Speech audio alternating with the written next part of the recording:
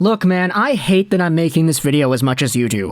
So, yeah, let's just kind of wallow in this discomfort together, because this video is going to go over the Montreal Canadiens, and it's also going to be going over the LA Kings. Now, full disclosure, there will be, 3 hockey games that happen between this video's recording time, so the time when I'm talking to this microphone, and the time the video will be uploaded onto YouTube, which will probably be somewhere next week on Monday, I believe. Yeah, I'm recording this video the night of Friday, November 12th. We're going on a trip, so I have to pre-record a whole bunch of videos. So the LA game tomorrow, it's my tomorrow, it's your 2 days ago, that is going to be against the Winnipeg Jets, as well as the Canadiens game against the Red Wings on Saturday, not to mention the Canadiens game on Sunday against Boston. I'm going to miss those games, and they're not going to be covered in this video over here. So everything that you hear statistics-wise is based off of before then. So if it's not up to date with what these are right now, I apologize. If Christian Dvorak goes out there and gets a hat trick or whatever, then I will eat my words and completely rescind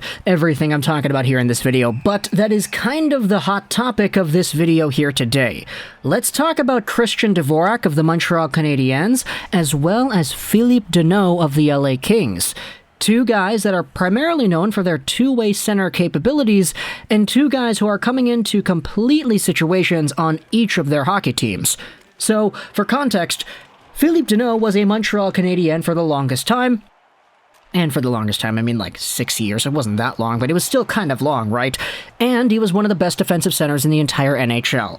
De facto, he was the first-line guy for the Canadiens because he played on that line with Tatar and Gallagher, and Phillip Danault's overall value to the team was so vast that, yes, he did produce points when he was able to. He had 53 points in 81 games as a career high with the Montreal Canadiens, but even when he wasn't producing points, like when they went to the finals last year, 22 games played, 4 points, 1 goal on the entire postseason. Canadiens fans didn't care. Canadiens fans went out there and they saw Phillip Danault shut down top centers on opposing squads, top forwards and top lines. Phillip Danault was an ultimate shutdown specialist when he needed to be, and he was one of the only bona fide first-line players that was a first-liner based off of the ice time, and who wasn't really producing any points. However, Phillip Danault, despite being so valuable to the Montreal Canadiens, was an expiring UFA to be. And with the extension talks that happened earlier in the previous offseason, where he apparently rejected a beefy deal, a lot of Canadiens fans were kind of getting worried as to whether or not Phillip Danault would actually stay in Montreal. He is worth a whole bunch of money, and sure, you could debate that beforehand he might not have been too smart to decline the money that he was offered in the summer of 2020 or whatever it was, but his playoff run in 2021 really cemented just how valuable of a player Phillip Danault really was. The Montreal Canadiens could not match the contract that the LA Kings gave him, $5.5 million a year till 2027, for a guy who's 28 years old today. So this contract goes until, 5-6 years until 2027? 26 plus 6 is 34 years old at 5.5? Oh boy, that's pretty steep for a guy that doesn't produce that much offense, although he does have an extraordinarily high amount of value outside of the offensive zone. And the Montreal Canadiens, in return, because they ended up losing Danault, they ended up losing Kotkaniemi in the offer sheet process, what they did, instead of promoting Jake Evans to a second-line center spot, was they traded away a few things. They traded the compensatory picks that they got from the Carolina Hurricanes in the Kotkaniemi offer sheet deal, as well as another draft pick to the Arizona Coyotes for one Christian Dvorak, who's making $4.45 million a season till 2025. He's 25 years old today, meaning that this contract will take him till he's 29, he's making less than Danault, and playing for the Arizona Coyotes the previous year, hey, he had 31 points in 56 games played on the Coyotes, which was a really bad team.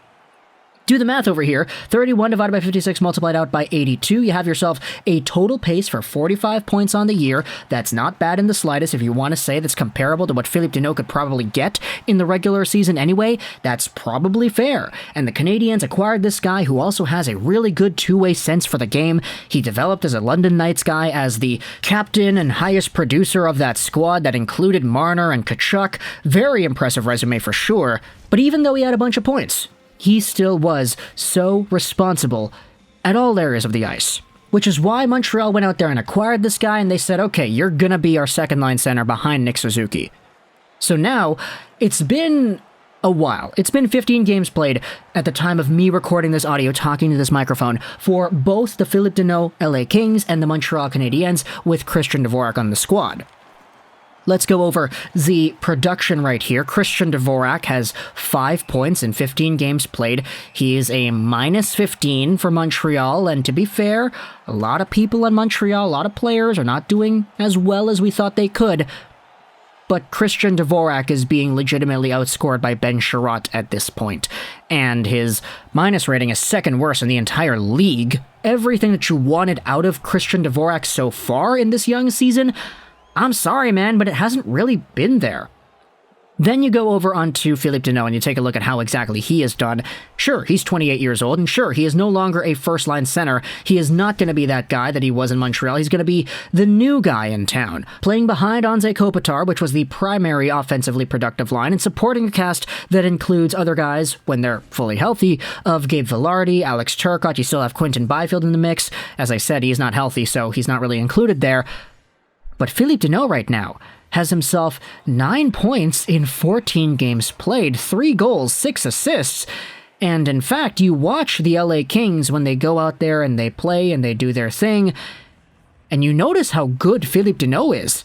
Especially early on in the year, when you watch the Montreal Canadiens, you would see Christian Dvorak actually just not really being in the right spot at the right time. The two-way game that we were promised in Montreal was not there to kick off the season. For Phillip Danault, on the other hand, everything the Kings fan base wanted out of him was there, and then some.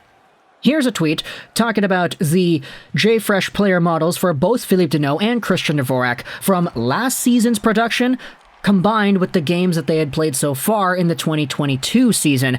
Christian Dvorak's wins above replacement metric went from 65% to 45%. He had a change of -20%, meaning that he is now below average as a regular hockey player out there on the ice. In terms of even strength offense, he has been the same. Even strength defense, though, is where he has taken the biggest hit. He is now in the bottom 14% of all NHL players when it comes to defensive responsibility at even strength. And sure, there are indeed some other things over here, like power play, penalty kill, penalties. His finishing ability, though, it's decreased tremendously. And that is kind of evident. He had 17 goals last year in 56 games. He's got 1 in 15 now. Dude, that sucks. Now you go over onto Phillip Danault, and you see how this guy has improved. His WAR number went from 34% in 2020-2021 to 62% if you just add however many games, 14 games that he had played in the regular season this year so far. He has doubled his wins above replacement metric in just 10 games of a sample. Meaning that if you just isolate that beginning part of the season for this year, he's absolutely phenomenal. Like, Phillip Danault is playing in the top percentile of all NHL players if you just isolate this year. His even strength defensive responsibility is at a 0% change because he went from 99% to 99%, so he was in the top 1% before, and now he's still in the top 1%. His even strength offense has improved. Now he's in the top 6% of NHL players based off of even strength play in general. And he kind of suffers everywhere else in terms of penalties and penalty killing and finishing and all that, which is, I mean, it's what he had last year too, so it's not really the biggest deal in the world. But long story short, Phillip Danault has impressed this season for the LA Kings, and Christian Dvorak has done a lot less. Again, I'm recording this audio on Friday night, 9:30 p.m. PST here on the West Coast, and the Montreal Canadiens will play the Red Wings and the Bruins the next 2 days. So once this video is up, those 2 games will be over, and the screenshots that I put in the screen of the stats is all going to be outdated, but it's still going to be somewhat relevant, in my opinion, to discuss how exactly these guys vary, despite the fact that they were acquired by their new teams in very different circumstances. So, talk to me in the comments if you're a Canadiens fan. How have you been?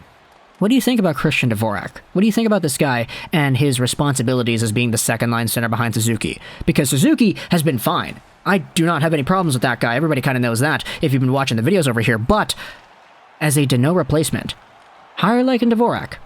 if you're a Kings fan, let me know in the comments as well, what do you think about Phillip Danault and how he has fit onto your roster? But I kind of know what that sentiment is already. We've made a few videos talking about Danault, but still, it's a good refreshing opportunity over here to get that underway once more. So let me know in the comments all your thoughts. I hope you enjoyed this Rosén and bye.